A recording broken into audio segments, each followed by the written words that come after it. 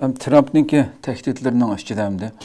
Şu harekettin ki yıllam nəhayət paxırlanıb elan qılan axbarat qılan sözdə Grenlandiyani dedi mesela bu.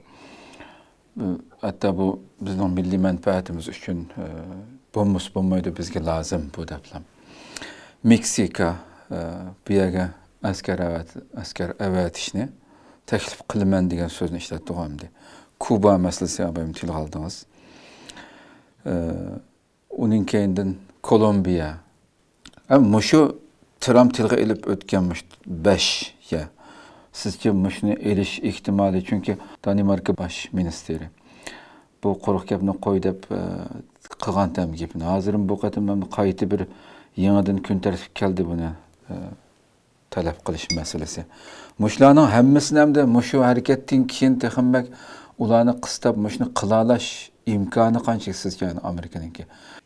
Bu Grönland bilan başlaylı. Grönland aslında nimaga o Şimal Kutup tarafga yaqin bir yer. Xo'sh.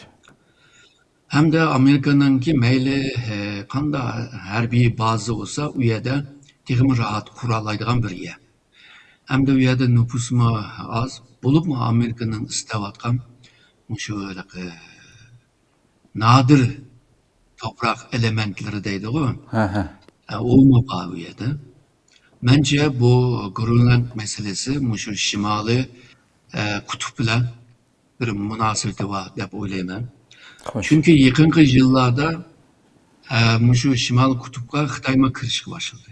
Hem de kirishda şu Rusya bilan birlikte hareket kılıvatıdı. Japonya mı o yerga qiziqıvatıdı.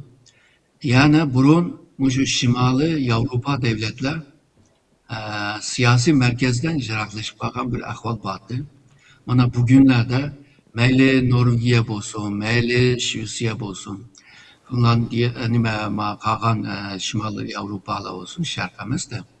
Bular hemmisi şu Şimali kutupla yakın bolgan yerler.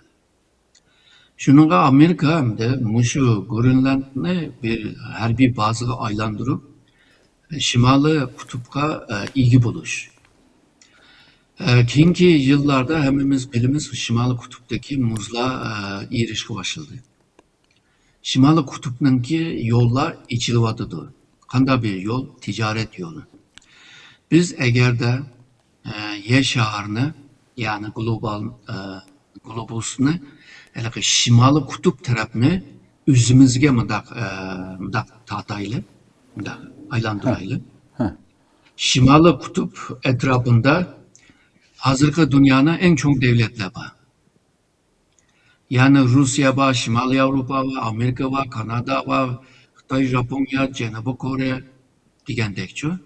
Yani dünyanın iktisadi gücü en güçlü devletler hemisi muşunun etrafında. Eğer de Şimali Kutup'nın ki bu rayonda birbirisi ticaret hareketlerini kıp kesse, yani dünyanın ki iktisat gücünün ki %70-80'i bu rayonda emelleşir hem de. Şimal Kutup rayonunda. Onunla karda hazır Rusya harbiy gücünü güçlendiriyordu. Yani Şimal Kutup ne qoğdaş için.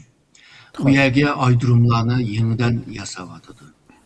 Kanada'ma bununla karşı bir kanun çıkaraylı olmasa bu hemmeden kol silişe başladı. Amerika mı aralışıyordu, Xitay mı aralışıyordu, Japonya mı hemmisi aralışıka başladı bir yerge.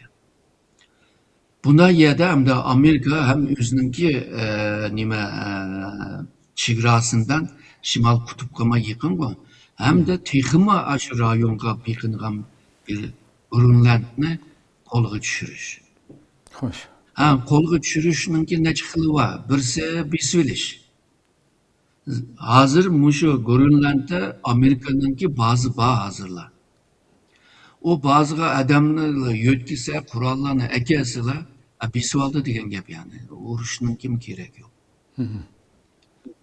Bu bir xil. İkincisi, bu Denmark ile hükümeti ile kelişip, yani ortak bir hareket kılışçı, hemkarlık hareketiyle belki belki diyen ilgi buluşunu emelleştirelaydı.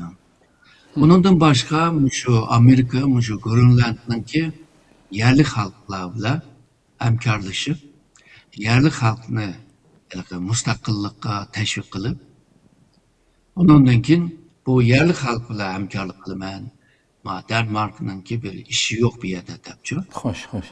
O'zim qila oladi. Ya'ni xil nimalarni uslublar bor. Men taxmin qilolmagan ba'zi uslublar bo'lishi mumkin. Ammo Grönland bu Amerika uchun muhim bir joy hamda. Bo'libmi hozirgi Trumpningki strategiyasiga qaragan chog'da Shimoliy qutbni yolg'izla Xitoy va Rossiyaga tatqiz qo'ymaslik uchun Grönland lozim hamda. Bumi yana boya degandek Trumpningki bu yer sharininki g'arb tarafi meniki degan ideyasi bilan mos keladigan bir ahvol bu. Hozirgi Grönland masalasichi. Bu tushunishli bo'ldi hamda. Bu jihatdan Xitoy bilan Rossiya bilan tegmachiq nima kurash qilish mumkin ham bundan keyin.